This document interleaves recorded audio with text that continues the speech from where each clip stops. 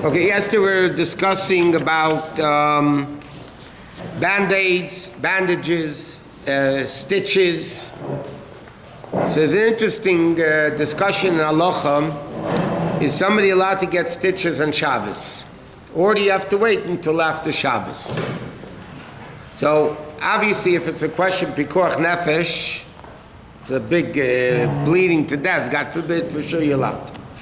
But just to get stitches, you need a stitch or two or whatever it is. So then many poskim hold, in fact, that it could be even a biblical prohibition not to get stitches, because you're sewing together. It's not, but if you ask a guy to do it, a Goyish doctor, for sure you're allowed to, because a guy, if somebody is sick, right, and they don't have to be deathly ill, even a Jew is obligated to be Mechal Shabbos. But if a person is not deathly ill, but if they have a cut and needs stitches, they're called sick. So therefore, they would be allowed to get stitches through a guy. Clamps included the same? Clamps would be the same thing. You weren't here yesterday. So, anyway, so we learned about band-aids. Now there's another interesting question that doesn't apply to everybody here, but it might. Now, years ago, they had what's called cloth diapers. For the ancient people in the room that would remember that. So then the question is, if you have diapers, how do they close them? They close them with safety pins. Right? That's the way you used to close them, with a safety pin. So based on what we were learning the other day, using a safety pin, you're going to just take the two ends of the diaper, put one safety on one side and the other side, and it's not going to hold. You're going to have it all over the place. So the whole question was, are you allowed to? So over there, many more poskim were lenient that you could, even in and out, because obviously the sewing we learned, according to many opinions, if it's not permanent, if it's not going to be for a day or 7 days, then it's, according to many opinions, not called sewing. So there's no kid going to wear a diaper for 24 hours. That would be called child abuse. So therefore, because you're definitely not going to leave it there for 24 hours, so therefore they hold you're allowed to. So now, the question is, what happens now with the disposable diapers? Okay, now you have like this. You have the glue, some of them are Velcro. Now Velcro is not an issue on Shabbos at all. Velcro you can use on Shabbos. It's not sewing, it's pieces sticking into each other real carefully. That's what the physicists say. You look at it, it's just pieces holding together. It's not any different than a paper clip or anything like that. So Velcro is not allowed. You have a clothes that close with Velcro or whatever it may be. Sefer Torahs that close with Velcro. All the Sefer Torahs close with Velcro. It was another interesting thing. Years ago, when they didn't have what's called the gartel, that ties the Sefer Torah. So what did they have years ago? They used to have a long, a long piece of material that you wrapped it around and then you made a bow on it. Okay? So that would be a question, very interesting. That would be a question, Shabbos to Mincha. Let's say you have a minyan once a week. Let's say you have a minyan only Shabbos. Or this Sefer Torah you're going to be using only once a week on Shabbos. Shabbos Mincha, you're making a bow. Right? You're tying it in a bow. Now, how long is this bow going to last for? Until you use the Sefer Torah again. Which would be, but according to certain opinions, if it's more than 24 hours, it's already a problem. So now, what would you do with the Sefer Torah? So there's a whole discussion years ago. Today, it's totally irrelevant. They don't usually have those types of long... It's not a kesher shekayom.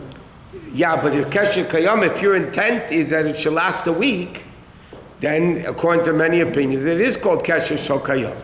So, a buckle is not. A buckle is like a clip that it's not sewing two pieces together. But here you're mamish making a knot and then a bow on top of the knot. So how did they do it? So many people, many Rabbonim when the issues were discussed, they were makel because again, it's easy. You could take it out with one hand. All you do is like this, and So, but some people, what they would do is they wouldn't tie it in a bow. They would tie it one knot, which is not a knot, and then they would tuck it in a few times. They wouldn't do it. The problem, most places, because most people held you could do it, but if you think about it, it's an interesting shaila. If you're going to use the Sefer Torah Monday and Thursday, so then it's less of a problem, even though it's more than a day, but it's less than a week. But here, if you're using it once a week or once every 2 weeks, so then it would be a bigger shayla. But now with Velcro, it's totally not an issue because Velcro is not called sewing. What?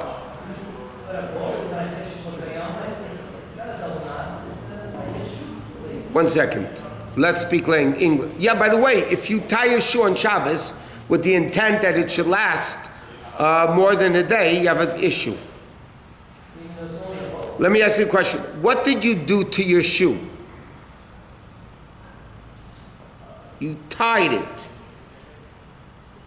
That's called a kesher. Now, if it's a kesher more than a day, you should know it's a big shayla. Those people that are lazy, that let's see, they don't keep making the knots in the tie every time they take it off. They make a knot on the tie, right? And then whenever they take off the tie, just pull it loose and they put it over their heads and they don't make the knot every time they put it on, right? You know what I'm talking about, the lazy people? Okay.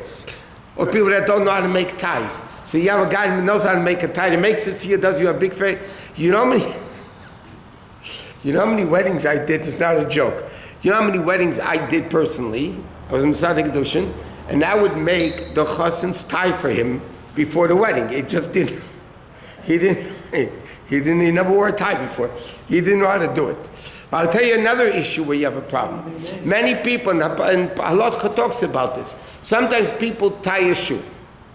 So if you're not lazy, when you take them off, you untie the shoe, and then next time you put them on, you'd be tie the shoe. Yeah, what happens if you're lazy? You slip the shoe out, the foot out, and you slide the foot back in. So when you make that knot, you're not making it, you're making it for a week, or 5 days, 10 days. That would be a shayla in halacha, if you'd be allowed to do it or not. Because you're making the knot with the intent that it should last more than 24 hours. Which according to many opinions is called the kasher shakayama. What? If you tie your shoe and then you slip it off without untying it, but you don't have, when you're going to put it on next Shabbos, you're going to undo the knot. No, but again, you're doing it that's lasting for a week. If you if you tie it on Shabbos, you have to untie it on Shabbos. Or within 24 hours. Even if it's a single, I thought if it's double knot, it's an issue. Again, it's still a knot. It's not a permanent knot. A double knot is much more permanent halachically. In other words, many people when they tie the bow comes out very easily, right? So what do? They do it twice, the bow, right? That's mamash a knot. And if you don't intend to take it out, within 24 hours, you're making a kasher shakayama. You're making a permanent knot. What? Here, if you do a tie knot or a shoe knot, Yeah. on Shabbat, Shabbat, you have to untie it yourself. Correct. That's what I'm saying, because otherwise it has a din of a permanent knot, more than 24 hours, which according to many opinions would be 24 hours. Okay, so now I know we got into the ties, let's talk about the diapers. So now you have like this. So today's diapers have, the way it's made now, they're stuck together, okay? So when you want to diaper somebody, you undo the two glued pieces, you put on the diaper, and then you close the glue, right? You close it up. Everybody knows what I'm talking about? If not, we'll bring a diaper in. Anybody have a baby here? Okay. So now the shayla is like this. So normally, poskim, right? It's not, by the way, it's not so simple in halacha. The majority of opinion, the world is makel. Even I'll tell you something, years ago, people weren't so makel like they are today. Okay? People, even with the temporary diapers, they would get clips and this and they wouldn't hold. It would be a disaster. But almost everybody in the world today is makel with the diapers. But what's the bigger problem with the diapers? When you close up the diaper, okay, so you're sewing it. Gluing is sewing. So you're gluing the diaper. You're sewing the diaper. Why isn't that in itself an issue? Because you're not planning to leave it there for 24 hours, like we just said. Whoever leaves a kid in a diaper 24 hours is an abusive parent. or guardian. What about when you throw the diaper away? 1 sec. Oh, 1 second. Right second. So now, but the question is something else. What you're not allowed to glue, you're not allowed to unglue. So when the manufacturer makes the diapers, they're glued together, right? They're stuck together. That when the company makes them, it's there for a year. I mean, it's until somebody buys a diaper and then opens it up. So now the question is, in halacha, if I undo that thing to diaper the baby, maybe that is called unsewing, right? The opposite of sewing, because I'm undoing something that was made permanently, really. The company, when they had in mind to do it, so they had in mind forever. I mean, as long as it is, until somebody buys it. It could be a month, a day, a year, whatever it is. Definitely more than a week, definitely more than a day. So the question is that an issue? So there are opinions in halacha that say, if you want, even though the Moshe finds it, most people, there's Shlomo Zalman Auerbach, they're all makel today, you don't have to do this. But just to show how far it goes, there are opinions that hold that, let's say you're planning to use 5 diapers for Shabbos, yeah? When you take the diapers out of the box, you should open them up and then close them again. Because when you're closing them, you're intending to use it within 24 hours, because you're going to use 5 diapers. So then it's not an issue. The whole issue is opening up the glue because it was permanently stuck there for as long as it lasts. So now if you open it up before Shabbos and then close it, so you're doing it within 24 hours, so it's not an issue.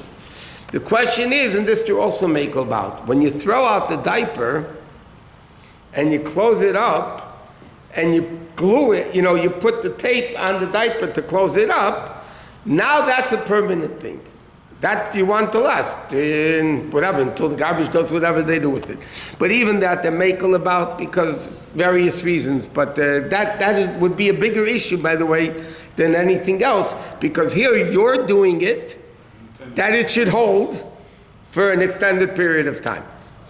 But that, again, that would, today they would makel with that also. What?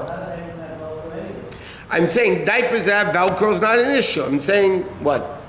Bags of challah. That's Shabbat. Bags of challah, the twisty ties. We'll get in that tomorrow, Mitzvah Hashem.